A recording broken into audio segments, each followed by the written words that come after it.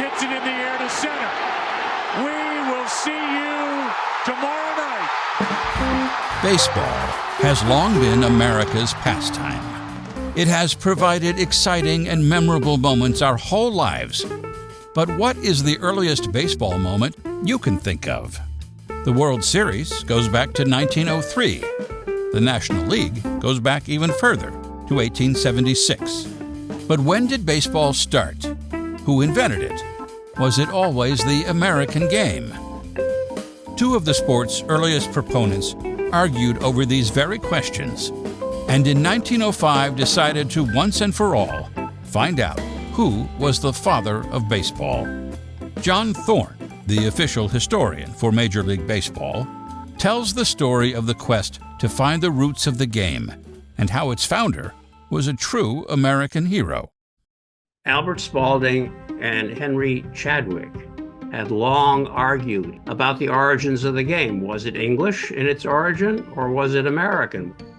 Abraham G. Mills, who had been a National League president, was commissioned by Albert Spalding to form a commission, which became known as the Mills Commission, to investigate the origins of baseball.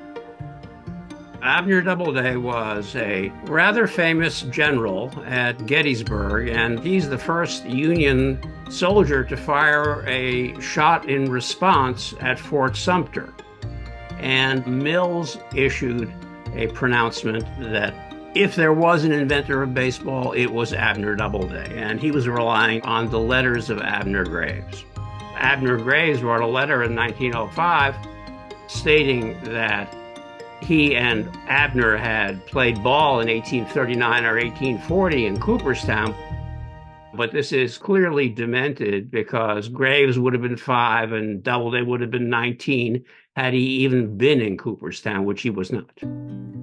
There is no father of baseball. A good idea has many fathers, a bad idea has none, and baseball has 1,000 fathers. Wait, so Abner Doubleday didn't invent baseball? In 1839, Doubleday was a cadet at West Point, not in Cooperstown. In fact, he may have never played a baseball game in his life. A.G. Spalding printed the story, however, and generations of Americans grew up believing in the Doubleday myth. The real origin of baseball is more complicated, with its influences coming from a variety of games that were played in all corners of the early United States. Town ball is an umbrella term that modern scholars use to describe the great variety of ball games that were played across the North American continent with bat and ball.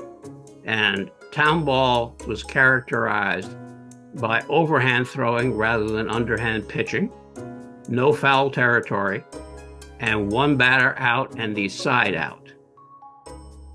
The essence of cricket is to hit the ball off the pitch in front of him on the bounce so that there would be no attack on the wicket. If it were knocked down, the batter would be out. Rounders is a game that Chadwick played when he was in England in the 1820s and 30s, and it was played without a bat and was played by boys and girls together. As bat and ball games spread throughout the country, players began to alter their various rules, establishing new versions of the games.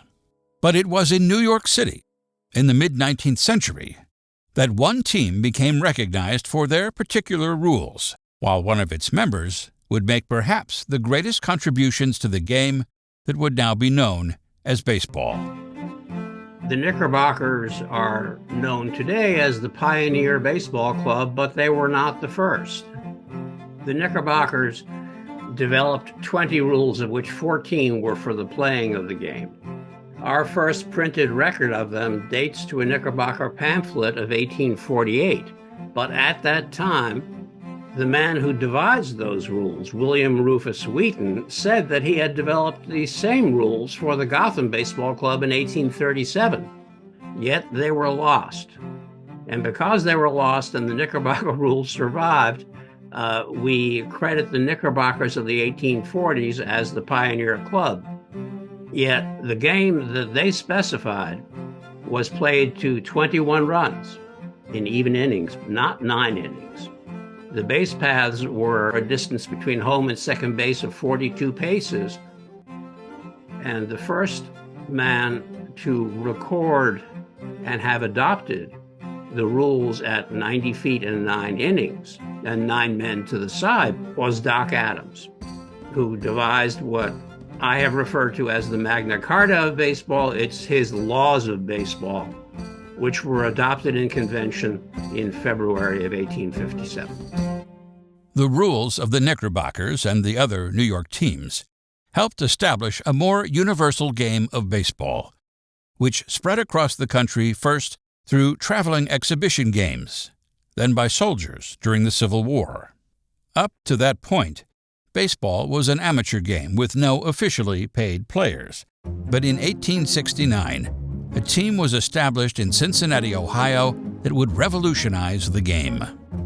Ball players began to be paid under the table, either with direct payments or no-show jobs, by the late 1850s.